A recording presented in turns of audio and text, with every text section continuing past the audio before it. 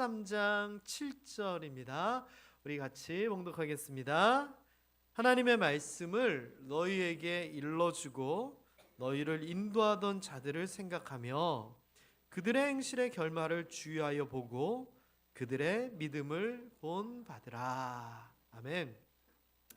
제가 스승의 날 말씀을 준비하면서 이런저런 말씀을 찾다 보니까 이 히브리서 13장 9절을 찾게 됐습니다. 그래서 제가 내가 이 말씀을 가지고 스승의 주의를 설교한 적이 있을까 찾아봤더니 제가 와 함께 와서 이 구절을 2016년도인가 5년도에 가지고 스승의 주의 설교를 했더라고요. 물론 저도 기억이 안 날 정도니 여러분들께서는 기억이 나시겠습니까? 그래서 제가 이 말씀을 묵상하면서 그때 했던 설교를 저도 다시 한번 새겨보고 진짜 이 말씀이 스승의 날 우리에게 참 좋은 말씀이구나 생각을 해보았습니다. 왜냐하면 이 말씀은요 우리의 스승을 생각해보고 감사하게 만드는 그 말씀인가 동시에 스승된 우리도 어떻게 해야 되는지 되돌아볼 수 있는 그런 말씀이거든요. 왜냐하면요 여기 있는 우리 모두가 스승 없는 사람 아무도 없습니다. 누군가를 보고 배우고 따라서 살아왔거든요. 마찬가지로 여기 있는 그 누구도 스승 아닌 사람은 아무도 없습니다. 우리 뒤에 누군가가 우리를 바라보며 따라오면서 살아왔거든요.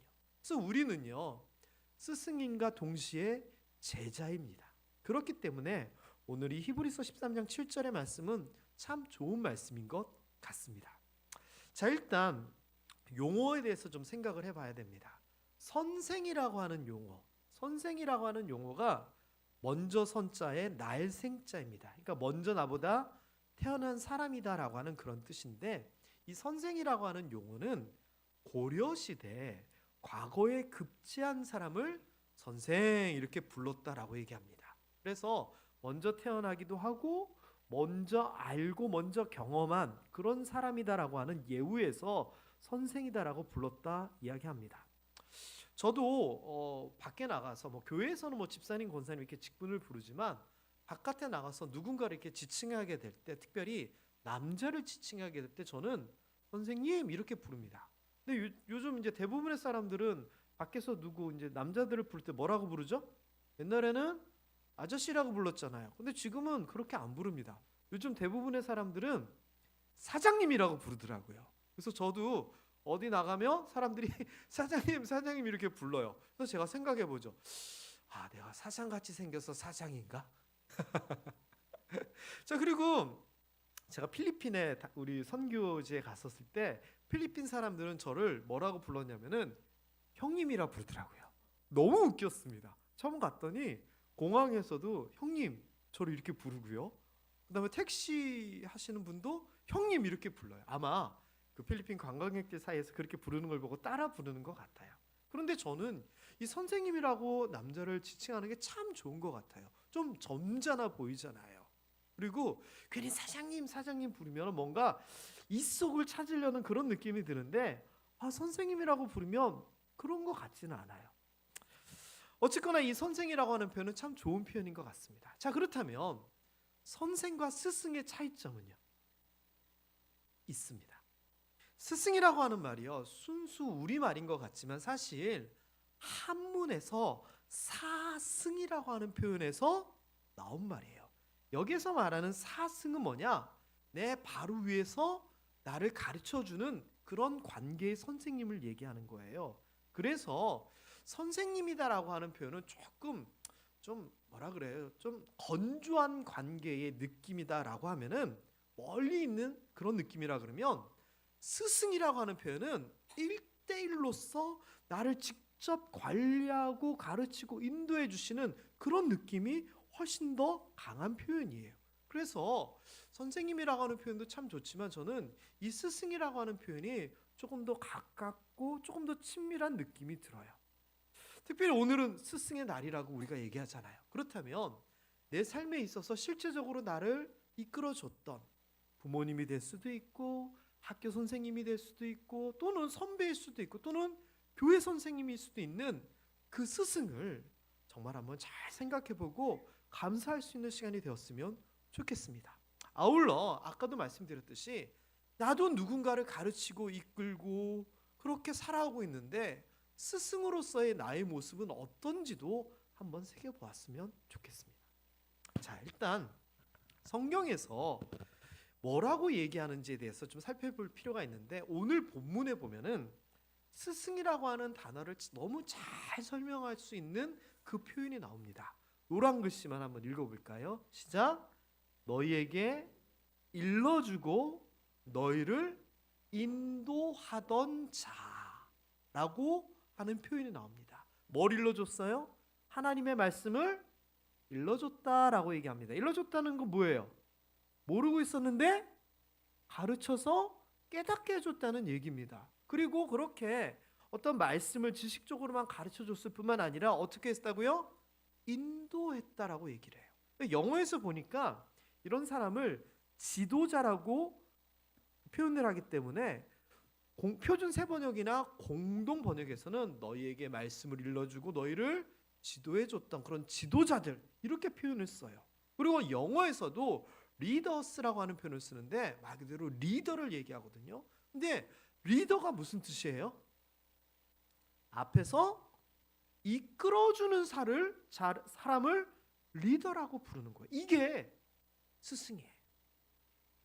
그냥 단순하게 멀리 서서 이렇게 해 저렇게 지시하는 게 아니라 실제로 앞장서서 길을 열고 내 뒤를 따라와 라고 해주는 사람이 스승이라는 거예요. 그래서요, 단순하게 지식을 가르쳐준 선생이라고 하는 의미보다는 이 스승이라고 하는 의미는 실제적으로 본을 보이면서 이끌어준 사람이다라고 우리가 알 수 있고요. 특별히 이 구절에서 이런 사람이 스승이구나 생각해 볼 수 있어요. 자, 그렇다면 성경에서요, 실제로 뭔가를 하면서 뒷사람을 이끌어줬던 사람들 많이 나와요. 가장 대표적인 사람이 저는 모세인 것 같아요. 모세의 제자는 누굴까요? 여호수아잖아요. 그런데 여호수아에 대하여서 모세는 완벽한 스승이었다라고 생각이 들어요. 왜냐? 젊었을 때부터 여호수아를 데리고 다녔어요. 그리고 나중에 이 여호수아를 안수하여서 자기의 권위를 넘겨주면서 사람들 앞에 세워줘요. 지식적인 것을 가르쳐줬고요. 살면서 그 모든 것을 다 보여줬고요. 사람들 앞에서 권위를 이양해주면서 이 모세는 완벽한 선생으로서 스승으로서 여호수아를 이끌어요. 나중에 십계명을 받으러 산에 올라갈 때도 모세는 여호수아를 데리고 가죠. 모든 면에 있어서 여호수아는 모세를 바라보면서 지도자로서의 모습을 만들어 나가요. 그리고 또 이 스승과 제자라고 했을 때 빠질 수 없는 관계가 있는데 엘리야와 엘리사의 관계예요. 하나님께서 이 엘리사에게 기름을 부어 너를 대신해서 선지자가 되게 하라 이렇게 얘기를 하거든요. 그래서 이 엘리야는 엘리사를 자기의 후계자로 그렇게 찜해놓고 가르치고 본을 보여요. 이 엘리사는요, 나중에 엘리야가 하늘로 올라가고 나서 하나님에게 이렇게 요청해요. 저희 스승인 엘리야보다 갑절의 능력이 있기를 원합니다. 이 말은 뭐냐? 엘리야를 이기겠다는 게 아니라 엘리야의 능력이, 엘리사의 삶이 너무 귀하고 좋았기 때문에 그것을 사모했어요. 그리고 이왕이면 우리 스승님보다 더 훌륭해졌으면 좋겠습니다. 이렇게 얘기를 해요. 그래서 이 엘리사는요, 그 기적을 일으킨 걸 보면은 엘리야가 했던 기적을 따라하는 것들이 굉장히 많아요. 가장 대표적인 게 기름 이야기잖아요.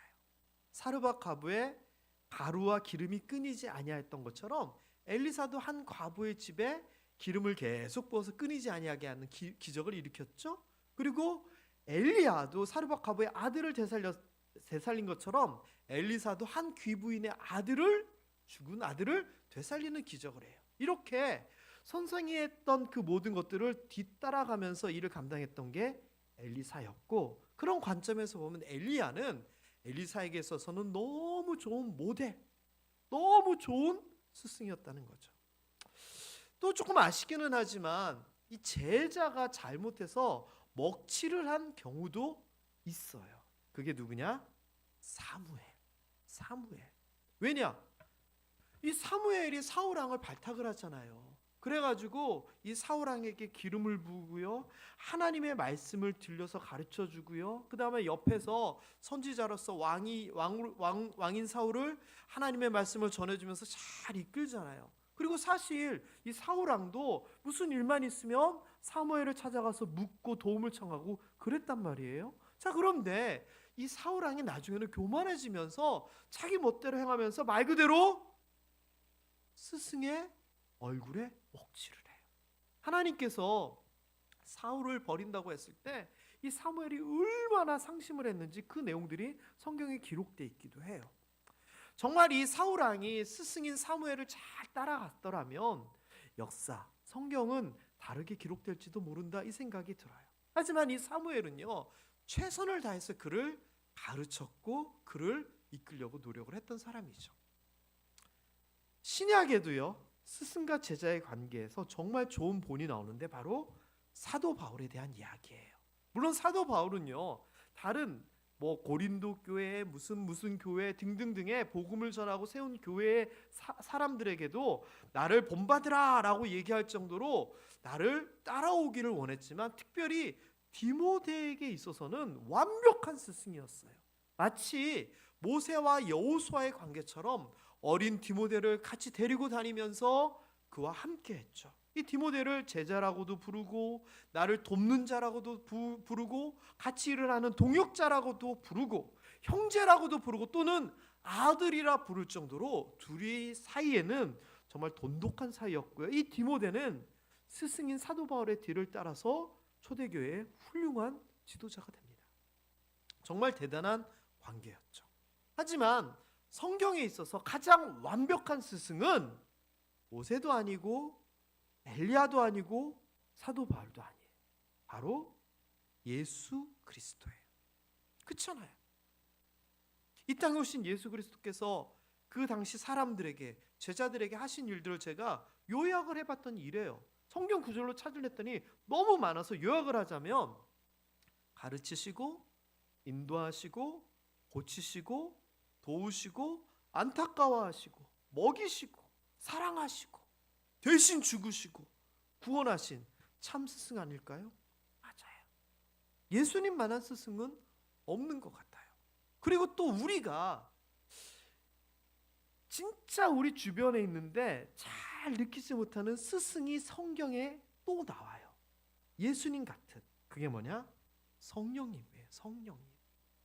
여기서 보혜사라고 하는 표현을 쓰는데, 이 보는 보호하다라고 하는 의미로 생각하면 되고요, 해는 은혜 해자를 생각하면 돼요. 자, 그런데 이 사자가 무슨 사자인 줄 아세요? 스승 사자예요.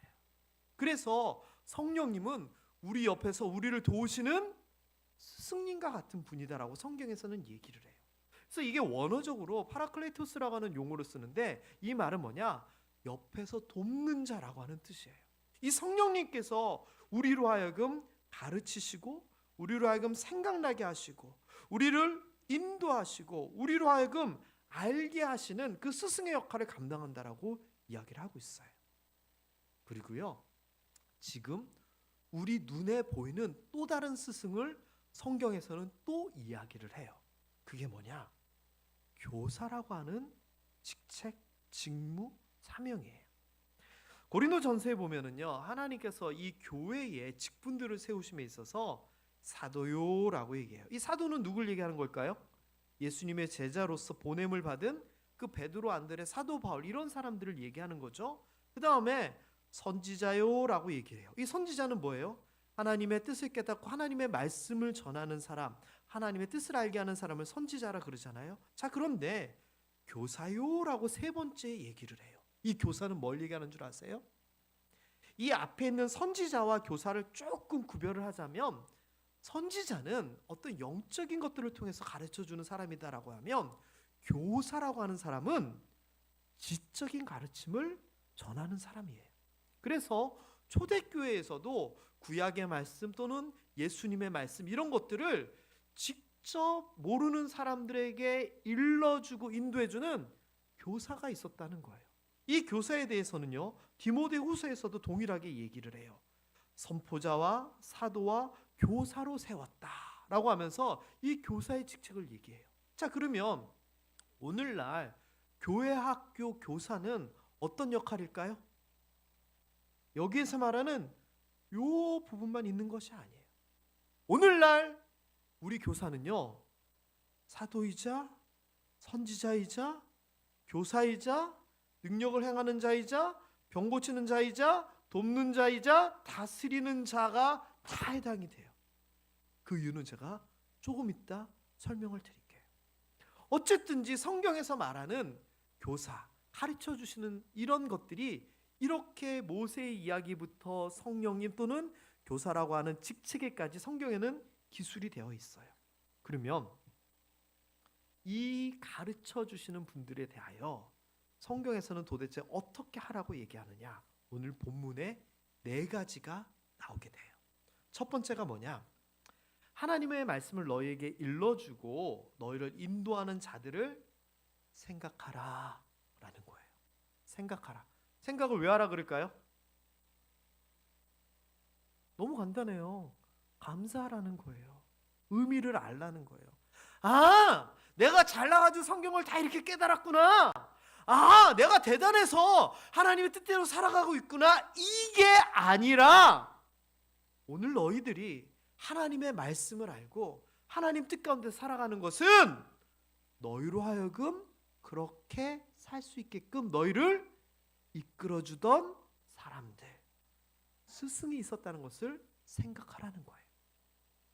세상에요, 자기 혼자 태어나고 자기 혼자 잘하고 자기 혼자 똑똑하고 자기 혼자 성공한 사람이 어디 있습니까? 부모가 선생이 되고 스승이 되어서 일어나는 법, 걷는 법, 밥 먹는 것 다 가르쳐 줬잖아요. 그렇게 배운 거잖아요. 우리 지식은 불교에서 얘기하는 것처럼 보리수나무 아래서 이렇게 명상하다 갑자기 깨우쳐졌나요? 아니잖아요. 누군가로부터 배웠잖아요. 근데 그것을 우리가 잊고 산다는 거예요. 여러분, 오늘 여러분들이 지금 이 자리에서 이만큼 살아가게끔 여러분들 앞에서 일러주고 인도해 주신 분들을 오늘만큼이라도 생각해 볼 수 있었으면 좋겠어요. 그게 부모님이건 선생님이건 생각해 봐야 돼요. 저는요, 여러분들이 믿거나 말거나 아주 내성적인 사람이에요. 아닌 것 같죠? 저 진짜 내성적인 사람이에요. 아, 진짜 이런 이 목사가 앞에서 설교 때 얘기하는데도 아무도 안 믿으시는데 저는 진짜 내성적인 사람이에요. 그래서 어디에 가서 뭔가를 얘기를 하려고 해도 저는 생각을 많이 하고 고민을 많이 하고 얘기를 해요. 그리고 대학교 가서 20살 때는 내 성격이 무슨 얘기만 하면 얼굴이 빨개지고 그렇기 때문에 굉장히 외향적인 사람이 되려고 저는 스스로 노력한 사람이에요. 지금도 저는 뭐 대단히 잘하는 것 같지만 어디선가 뭐를 하고 나면 다리가 후들거려요. 진짜예요. 저는 지금도 설교를 할 때마다 힘들어요. 그런데 이랬던 제 성향이 있음에도 불구하고 저는 학교 다닐 때 발표를 진짜 열심히 했던 사람이에요. 근데 이유가 뭔 줄 아세요? 저 1학년 때 담임 선생님이었던 오일금 선생님 때문이에요. 성함도 아니죠요. 오자, 일자, 금자 선생님이에요. 왜 그랬냐면요, 초등학교 1학년 처음 갔더니 교실에는 안 들어가고 여기다가 저희 때는 이제 손수건 이렇게 핀 이렇게 해가지고 오라 그랬거든요. 갔더니 운동장에 쫙 1학년들 모여놓고 율동 가르쳐주고 노래 가르쳐주더라고요. 그때 이제 여러 가지 노래를 배웠어요. 근데 그때 앞에서 노래를 가르쳐주셨던 분이 오일금 선생님이었어요. 그리고 나중에 한 2, 3일 그렇게 적응 기간 끝나고 나서 반으로 갔더니 여의도 초등학교 1학년 12반, 제가 그때 1번이었거든요. 키가 제일 작아가지고 1번 김세용의 담임 선생님이 노래를 가르쳐 주시던 그 오일금 선생님이셨어요. 그런데 그 선생님이 제가 너무 인상이 남는 게 뭐냐면은 1학년들한테 뭔가를 질문을 하잖아요. 그럼 1학년들 어떻게 해요? 아는 사람 하면 잘 이거 하잖아요. 그런데 너무 기억이 나는 게 오일금 선생님은 누가 뭔가를 딱 맞추잖아요. 그러면 진짜 박수를 이렇게 치면서 헐 맞다고 잘했다고 칭찬을 하시는 거예요. 그러면은 다른 아이들이 부러울까요? 안 부러울까요? 1학년 12반 1번 김세웅은 부러울까요? 안 부러울까요? 그래서 저도요 알건 모르건 일단 그 맹구처럼 봉숭아학당 맹구처럼 좌유좌했던 기억이 나고요. 뭔가를 제가 대답하고 맞췄을 때 그렇지 했던 오일금 선생님의 표정이 아직도 기억이 나요. 저는 그래서 1학년 때 첫 선생님이 내가 질문을 하고 발표를 하고 수업을 잘하면 저렇게 좋아하시는구나 이거에 저는 너무 기분이 좋았고, 그래서 저는 항상 발표하는 것에 대해서 1학년 때 첫 선생님의 영향으로 발표하는 것만큼은 정말 열심히 했던 기억이 나요. 여러분 별거 아닌 것 같죠? 그런데 그런 것이 스승의 영향력이에요. 별거 아닌 것 같지만 그 선생님의 그런 모습이 오늘날 김세웅의 어떤 모습을 만들어가는데 역할을 하신 거예요. 만일 선생님이 막 질문도 잘 안 하고 대답도 뭐 반응도 별로 없고 그래서 제가 뭐 질문도 뭐 대답도 잘 안 하고 그런 사람이었다면 공부에 흥미도 없었을지도 모르고요. 지금의 성격과 또 다른 성격의 어떤 사람으로 지금 서 있을지도 몰라요. 이게 스승에 대해서 생각해 보는 거예요. 아, 1학년 때 우리 선생님 때문에 내가 이렇게 됐구나. 아하, 내가 누구누구의 영향을 받아가지고 이렇게 됐구나. 필요해요. 진짜 필요해요. 그래서 오늘은요, 나쁜 거 말고 여러분 삶에 있어서 학교에서든지 집에서든지 어디에서든지 정말 여러분에게 뭔가를 일러주고 여러분을 이끌어줬던 그분에 대하여 생각해 볼 수 있었으면 좋겠어요. 그리고 감사했으면 좋겠어요. 그런 여러분들 되시기를 주님의 이름으로 축원합니다. 두 번째, 이게 참 너무 힘든 것 같아요. 그게 뭐냐면은 그들의 행실의 결말을 주의해서 보아라. 이게 참 힘든 말이에요. 왜냐하면 생각해 보세요.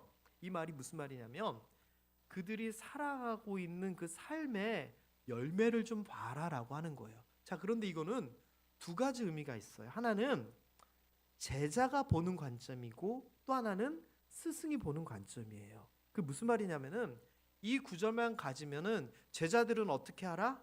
선생님께서 하시는 그 삶의 결과를 보면서 아, 나도 저렇게 살아야겠다 본받으라는 얘기예요. 그런데 스승의 입장에서는 이거 굉장히 부담스러운 말이에요. 왜냐면은 내 삶의 결과를 내 자녀들이, 내 제자들이, 내 다음 세대들이 지켜본다는 거예요. 그러면 자, 이렇게 하면 돼라고 내가 얘기를 했는데 나는 못해요. 그럼 어떻게 돼요? 망신도 그런 망신이 없는 거예요. 제가 저희 아이들하고 실내 낚시터를 좀 다녀본 적이 있어요. 김천에 그런 게 있었거든요. 저희 아이들하고 멤버는 가는데 이게 그 바다 낚시하고 참 저희 교회는 낚시 고수분들이 많은데 제가 죄송합니다. 번데기 앞에서 주름 좀 잡겠습니다. 바다 낚시하고 민물 낚시에 제가 차이점을 많이는 안 해봤지만 좀 알겠는 게 바다 낚시는요 물고기들이 확 물고 가요. 지가 알아서 가요. 그래서 뭐 입질이 있을 때 뭐 이렇게 낚아채고 이런 거 안 해도 지가 알아서 걸리는 게 좀 많아요. 그래서 초보자들도 바다 낚시하러 가면 지가 알아서 물고 가기 때문에 지가 걸리기 때문에 이렇게 땡기면 잘 잡는데 민물 낚시는요 이 고기들이 입질을 기가 막히게 해요. 그래서 조금씩 뜯어 먹어가지고 딱 물었을 때 탁 채가지고 바늘로 걸지 않으면 이 미끼만 다 먹고 다 가버리는 거예요. 근데 실내 낚시터에 가도 고기가 그렇거든요. 그래서 제가 그래도 어른이니까 애들 데리고 가가지고 자, 잘 봐 이렇게 하는 거야 시범을 보이는데 그렇다고 제가 뭐 낚시를 잘합니까? 잘 못하잖아요. 그래가지고 가르쳐 줬는데 저희 아들이 더 잘하는 거예요. 잘 봐 이렇게 해서 요렇게 아이고 안 잡히네. 근데 우리 아들은 탁탁 잡는 거예요. 그럼 제가 어때요? 민망할까요? 민망 안 할까요? 가르쳐 주기는 제가 가르쳐 주는데 나는 못 잡고 우리 아들은 잘 잡고 똑같은 일이 생겼어요. 저희 아들내미 친구가 있는데 지금 미국에 유학 가 있는데 이 녀석이 김천에 이제 놀러 온 거예요. 그래가지고 그때 그 실내 낚시터를 데리고 갔는데 또 저희 아들내미가 이렇게 하는 거라고 시범을 보이는데 잘 안 돼요. 그런데 저희 아들내미 친구가 거기에서 제일 큰 물고기라고 안에 풀어놓은 철갑상어 이만한 걸 잡아버린 거예요. 그러면 잘 봐 했던 저희 아들내미가 얼마나 민망했을까요? 제가 아직도 기억나요. 자존심 상해가지고 열심히 하던 우리 아들이 기억이 나요. 여러분, 스승도 마찬가지예요. 자, 이렇게 하는 거야? 가르쳤어요. 그런데 내가 결과가 엉망이고 열매가 안 좋아요. 이렇게 살아야 돼? 이렇게 해야 돼? 얘기를 해놓고선 내가 열매가 좋지 않으면 내 자녀들에게, 내 제자들에게 이게 무슨 뭐가 되겠어요? 그 이야기를 하는 거예요. 그래서 이 구절은요, 스승을 잘 보고 따라가라 이 말인가 동시에 스승에게는 뭘 얘기하느냐? 네 삶에, 네 열매에 책임을 지라 이 이야기가 되어버리는 거예요. 게다가 여기에서만 그치지가 않죠. 뭘 하느냐?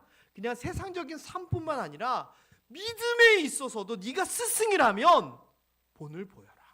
그리고 네가 제자라면 네 스승의 믿음을 따라가라라고 얘기를 하고 있어요. 그러니 이 구절들이 정말 스승에게도 부담스러운 구절인가 동시에 제자들 입장에서도 부담스러운 구절이 되는 거예요. 여러분, 밑에만 보고 계신데 저 좀 봐주세요. 뭐라고 하는 거 아니에요. 오늘 말씀의 결론은 좀 이래요. 일단 스승은 어떤 존재인가? 여기서 네 가지가 나와요. 첫 번째가 일러주고 인도한다, 일러준다. 하나님 말씀을 일러주는 말씀을 교육하는 사람이더라. 두 번째가 앞에서 이끌어주는, 삶을 이끌어주고 지도해주는 역할을 하더라.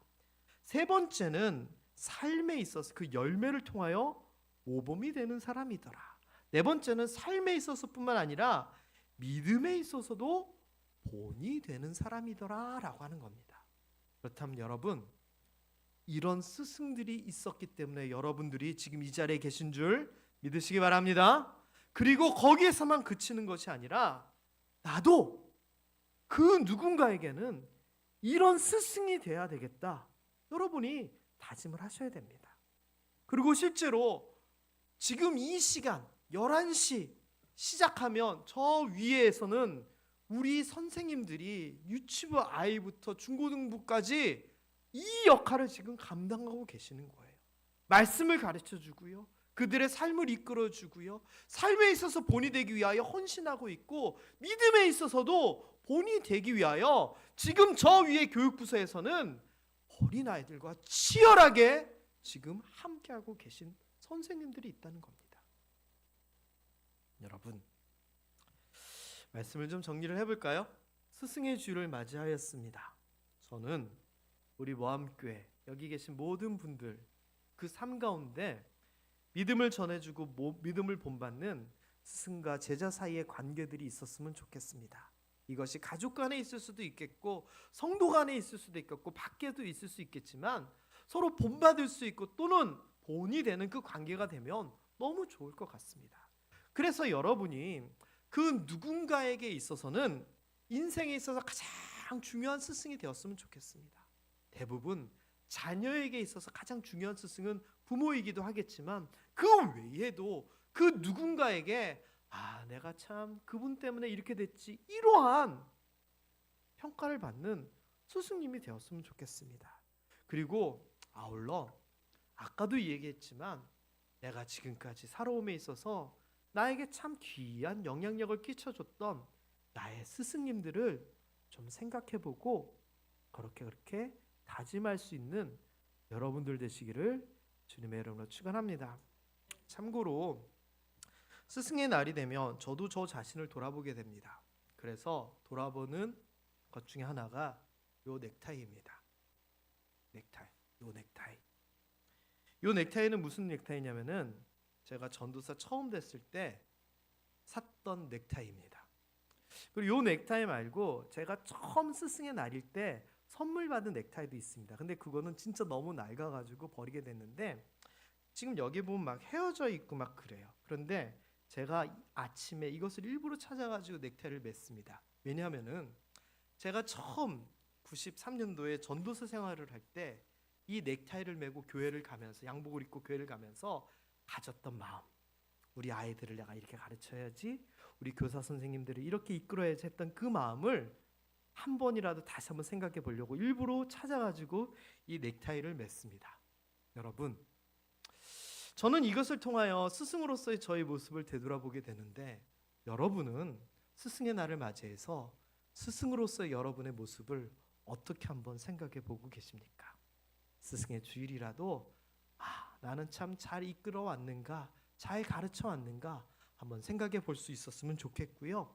아울러 이런저런 기회에 우리 교회 학교 교사 선생님들에게도 정말 격려해주고 칭찬해주고 아이스크림이라도 하나 사주고 그런 일들이 많았으면 좋겠습니다.